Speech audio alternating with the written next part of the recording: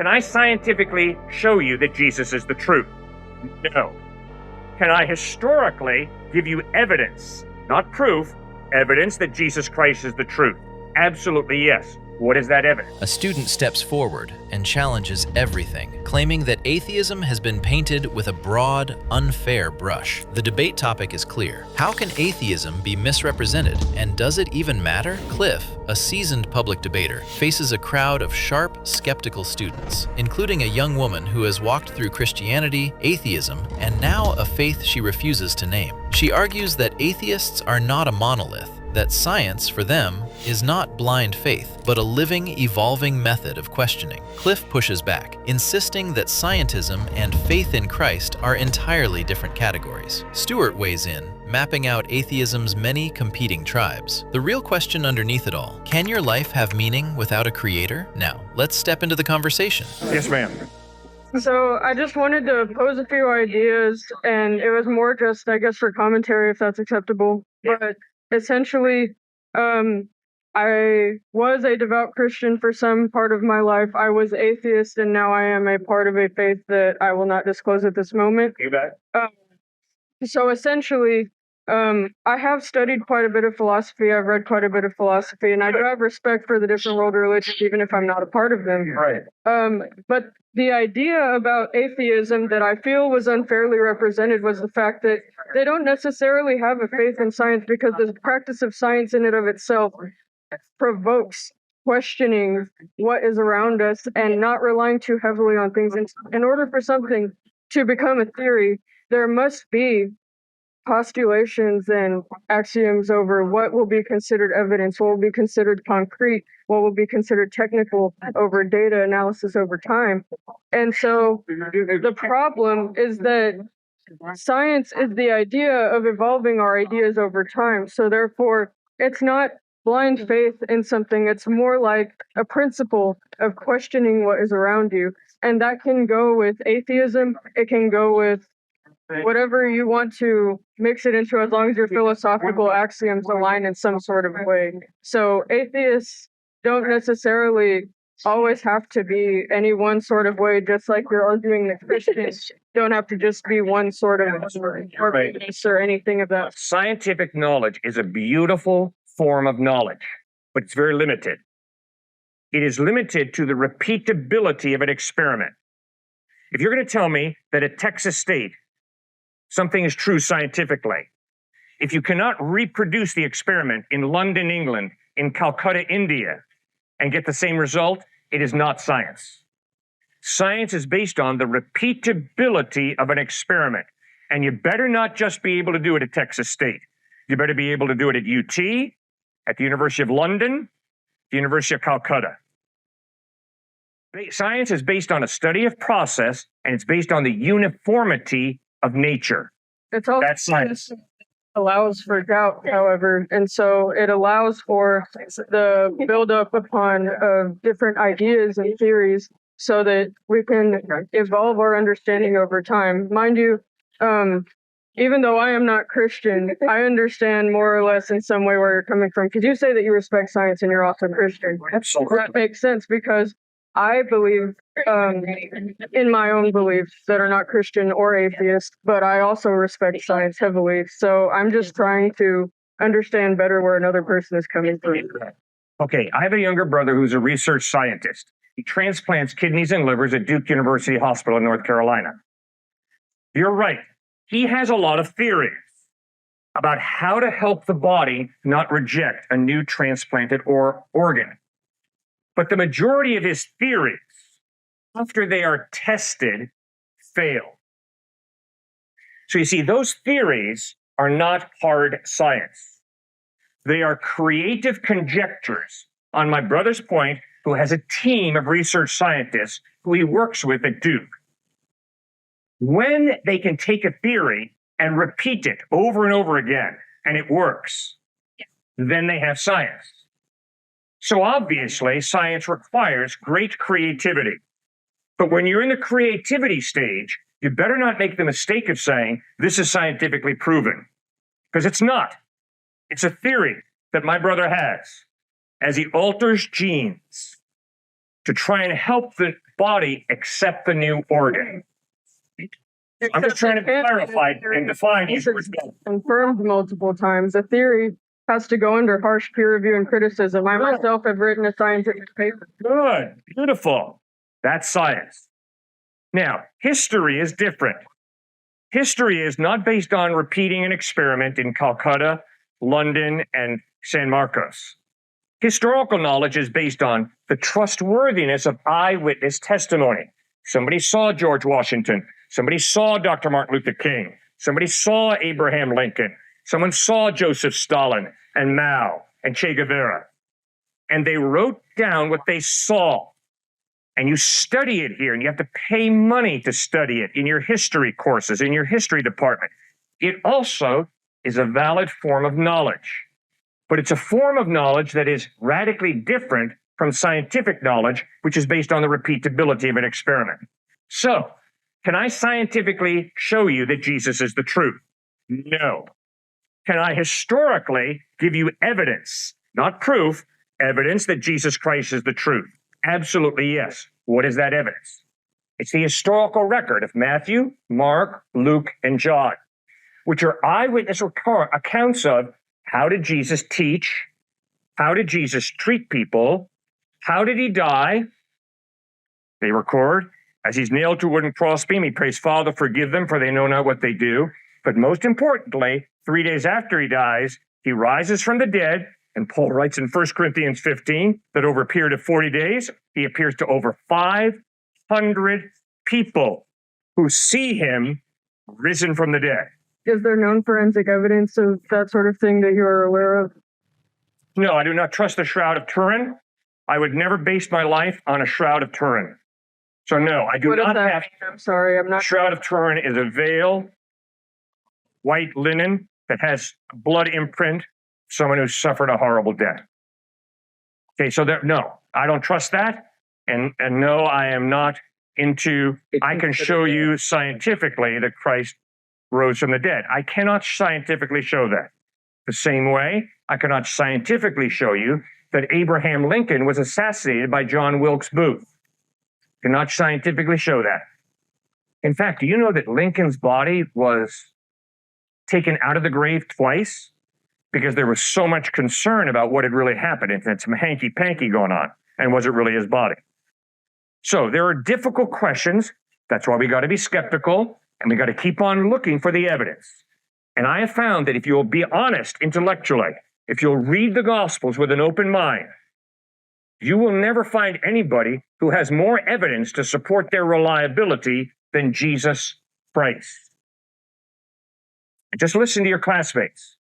You will hear some of the most cocky-yoon, ridiculous, irrational thinking that justifies them not believing in Christ. It's scary. Let me give you one quick example. Okay, I was just. All right? Hey, man, do you believe that Jesus rose from the dead? No, I don't, Cliff. Fine. Why? Well, Cliff, really, it's not that I have studied the Gospels, found the historical evidence lacking, and therefore I just can't believe that Jesus rose from the dead. Say, okay, why? Why have you concluded that Jesus didn't rise from the dead? Now, there have been a few people, not many, but a few, who've been real honest. And they've said to me, because, Cliff, I know that if Jesus rose from the dead, I have to change my lifestyle, particularly sexually. I have to change my lifestyle, and I don't want to do that. That's scary. That is really intellectually dishonest, and it's totally scary. And yet I appreciate those who are honest enough with me to say that. Stuart, what do you think? On atheism still? I love the atheism because I agree in terms of their scientism. I know a lot of atheists who would just say I buy into scientism, which is everything is science. The only way you find truth is through science. So that's hard scientism. Soft scientism would be you can find truth mainly through science. Then there are atheists who are humanists. They would say, no, we're just humanists. Then there are atheists who are different politically in terms of political regimes. Then there are atheists who are different sects of Buddhism.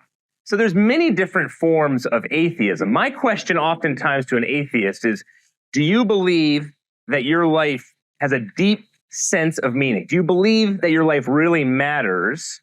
If so, why or why not? Are you asking me? Yeah.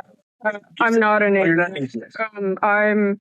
your main point on atheism was that I was just saying that I felt as though the narrative that was being told about atheists was unfair and misrepresentational because, as you just said, there are many different types of atheists. There are many different types of atheists with different beliefs. The majority of atheists that I've met and come across and seen different arguments from, because I myself value critical thinking, I have gone through looking at atheism in various different religions. sure, but so there's all of to try. Kepler, Newton, Galileo, on and on and on. All of the starters of modern day science were Christians. I was answering your question. So let me just insert small points because you were reiterating. And you were reiterating because I asked the question, you realized. But let me just put out what I am saying. Okay, let's finish my conclusion. Okay, so I can wrap it up for you. Well, I had asked a question. You didn't answer that first one. I was trying to answer. Okay, so you believe your life has tremendous meaning and purpose, that it matters? Yes, but I can't answer that through the lens of an atheist because I am not atheist nor am I Christian. So why do you believe it? That your life really matters? I will not disclose those sorts of things. I believe personally and culturally that religion is a personal matter to be discussed. I'm simply posing and defending that which I feel is misrepresented. And I would just say what you misrepresented, which I totally get. I actually agree with you in terms of the misrepresentation of it. Religion, I would be a total fool to be out here trying to take the side of religion over science. I take science over religion 10 times out of 10 every single day. I'd be out here. So we're not arguing. See, oftentimes we were just at the University of Texas 2 weeks ago. And I had to lay this out pretty clearly for students eventually. And they started to get it. But it's so ingrained in college students and really people of any age that it's kind of scary. People think that we're coming out here and that Christians or Buddhists or other people are just debating religion. No, we're not just debating religion. I don't even know how you do that because religion fails over and over again. Religion oftentimes has a lot to do with different forms of fake science, different forms of, again, back to the original question of lightning is somehow judging us. Stupidity. Religion equates stupidity. Jesus Christ, as a historical figure, what he came to do, and whether he lived, whether his claims were real, whether his character was just and all good, and then actually whether he rose from the dead or not, that's an entirely different question from just a man-made religion. You see that? You see the difference between the two? I never said that I didn't see that. No, I'm clarifying this. I'm clarifying this generally, but you made the comment where you were bifurcating between religion and science, and I'm saying we're not doing that out here. I wasn't doing that, actually. I apologize if I misspoke, but I don't believe I ever made that point. Okay. Sounded like that. So then I apologize for getting that wrong. Yeah. Oh, well, okay. I'm a Christian, so I do literally everything that you're saying. And I believe that, life has no meaning without God, because, how could we find meaning in ourselves if man is flawed? We're born with a sinful nature, so we can't create morality. Jesus was perfect, so, of course he can create morality because he's, the uppermost being. So, if we create our own, rules, it wouldn't make sense because one day we could say it's okay to murder, and then the next day we can say it's not okay. Humans, we fluctuate too much. We're not consistent. The Bible is completely correct. Every word in it is correct. So if you follow the Bible, that's there's no law higher than that. It doesn't make sense for humans to create our own law when God already made a perfect law. I have a response to you. Oh, yeah. Do you believe that morality is commanded by God or admired by him? I think it's commanded. Okay. God gave us 10 commandments that we should live by. Thou shalt not murder, thou shalt not commit adultery, keep the Sabbath holy. So if we create our own rules, that doesn't make sense because we sin. Jesus never. That was never an option. Creating our own rules was never an option. The two options were, you answered my question, commanded by him or admired by him. So if It's a Fro dilemma. Is that where you're going? that's exactly where I'm going. Yeah. Well, let's just go. You guys were in the back. Let's go you first and then you second. Yeah. So can you demonstrate why you would say that religion and science conflict? And do they conflict inherently? Great question. So I would say and I'm disagreeing with some of my friends right now. The Okay. young Earth hypothesis and creationism. If I'm going to state out here that I am certain the Earth is only 6,000 years old, I would say that's conflicting with most of science. So that would be one example. There's many examples. That would be one. Okay. Sir, my point is there is no conflict between faith in Christ and hard science. Hard science is a study of process. Faith in Christ has nothing to do with a study of process. Good is good, not because there is a value of good that exists before God. Nothing exists before God. God is eternal. Good is good because God's character is good, and throughout eternity, God's character defines good. I'd agree with you on your first point, but in the application to religion at large. Don't believe in religion. Religion has been used to justify the Crusades, slavery, the Inquisition, the Salem witch trials. I think you'd be an idiot to believe in religion. People can mess up at anything. I've been here. Yes, but Jesus Christ is different. Jesus Christ didn't have a racist bone in his body. Jesus Christ didn't attack science. Jesus Christ did not promote American nationalism. And Jesus definitely attacked the idea of white supremacy. No, absolutely. In his first sermon in Luke chapter 4, Yeah. he tells a synagogue packed with Jews, hey, guess what, guys? God loves Gentiles just as much as he does Jews. Yeah. And they're so irate because of their racist attitudes, they want to throw him off a cliff to his death. So for anybody to say, I'm a follower of Christ and white supremacy is true, they are lying through their teeth. No, absolutely. I would totally not say that's a good representation of Christianity Thank anyway. you. But I don't think that's. I think a lot of people see stuff like that Right. and then think, "Oh, religion can't be good, religion bad," and just totally disown it Right. completely.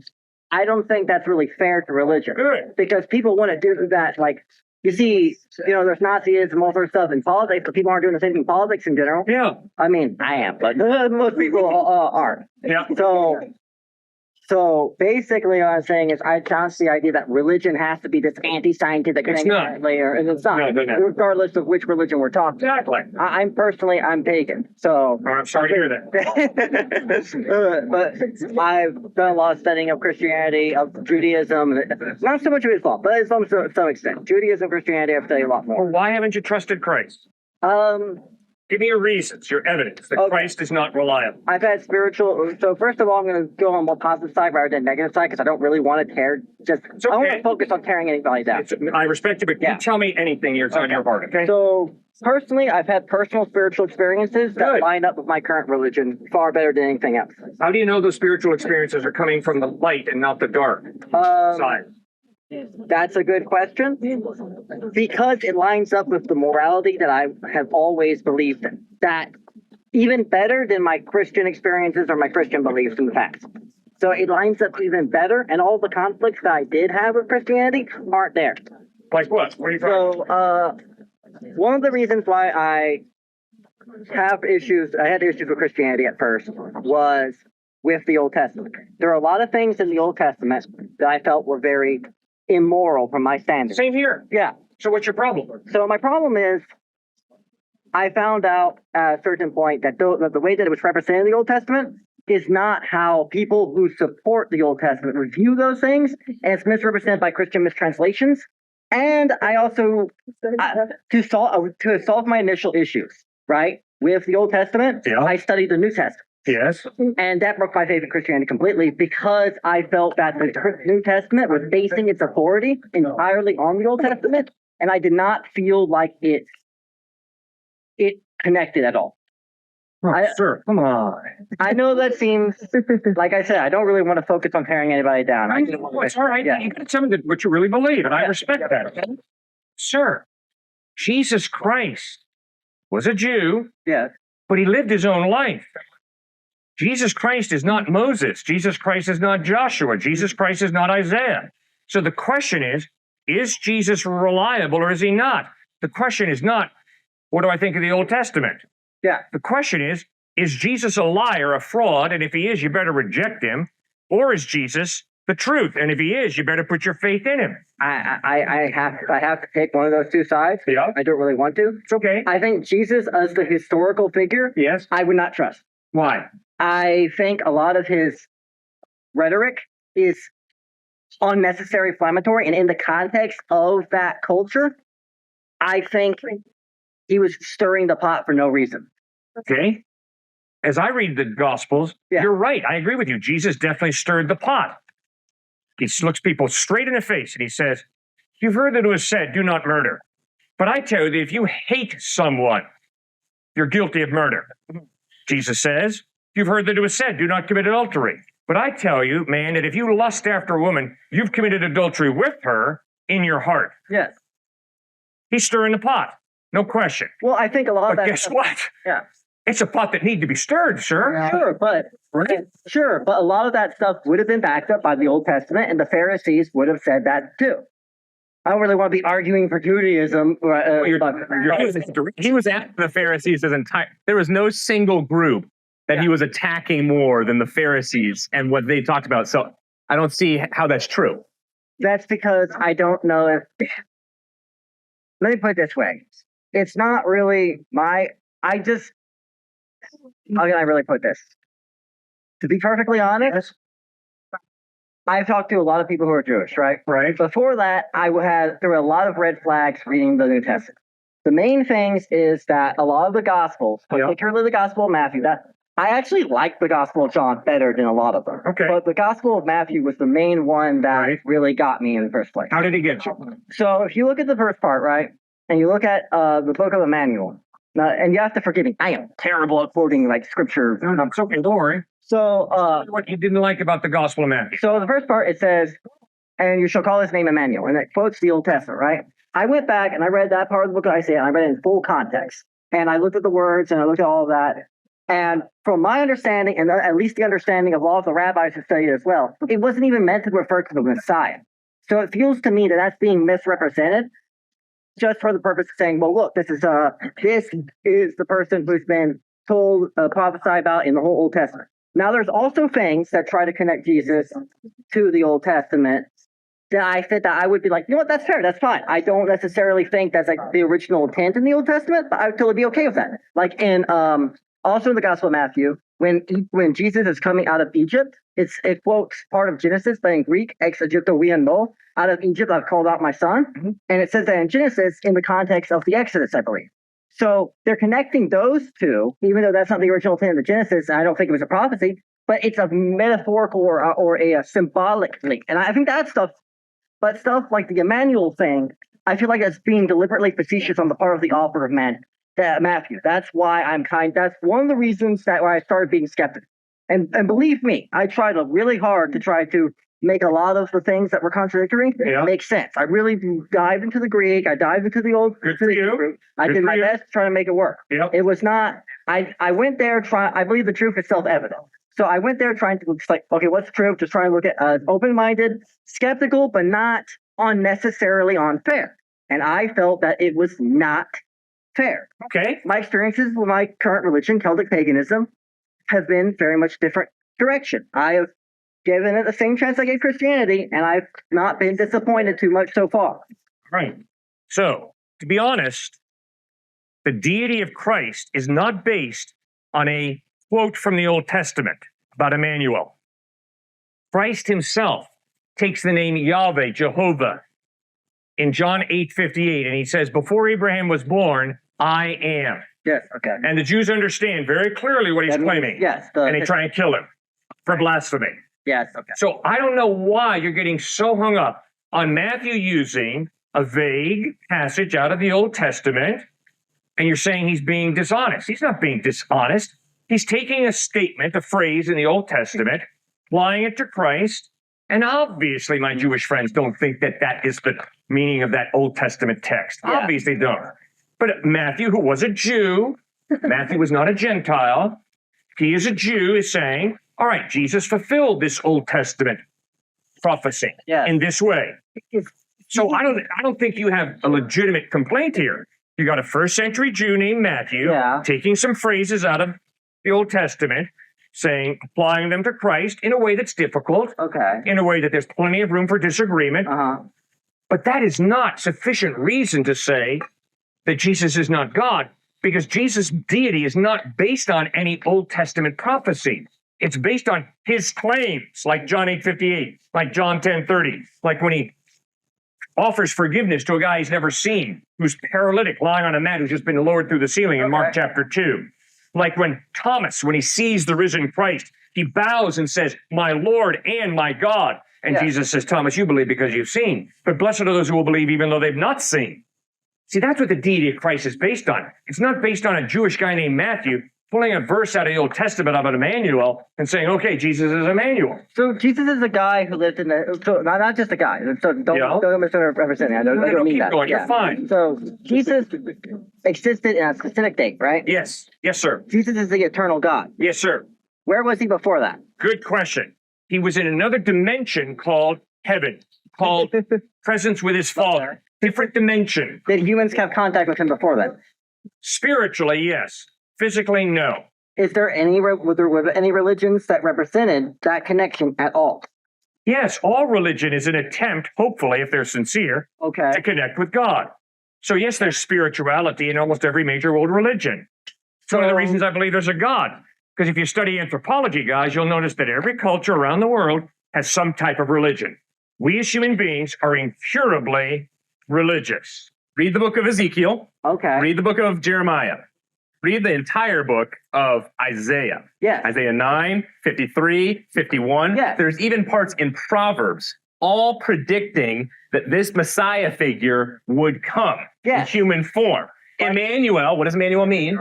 God with us. God with us. Makes a lot of sense that Matthew, as a Jew, would write in such a way where there are toledotes, where there are ways that it lends credibility to the Gospel of Matthew, writing as a Jew again, showing that this Messiah figure is coming in human flesh. Because if you're going to argue from the Jewish perspective, Yes. you're going to have to try and make Jesus or this Messiah figure plural in terms of Jerusalem or the coming of the age and the brokenness there. Yes.